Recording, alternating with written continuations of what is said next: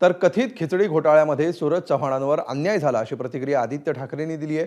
सूरज चव्हाण यांना अटक झाली त्या कंपनीचे मालक सध्या शिंदे गटात असल्याचा टोलाही आदित्य ठाकरेंनी लगावला।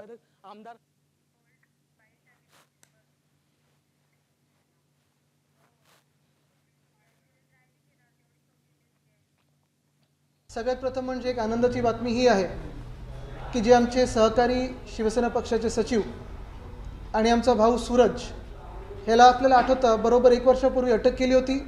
ईडीने अटक केली होती कारण भाजपच्या मनात असेल मिंदेंच्या मनात असेल भयंकर भीती होती त्यांच्याबद्दल आणि आज त्यांना जामीन मिळालेली आहे।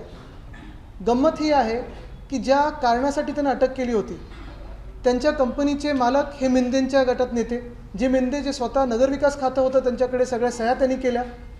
जर भ्रष्टाचार झाला असेल तर ते जबाबदार असतील।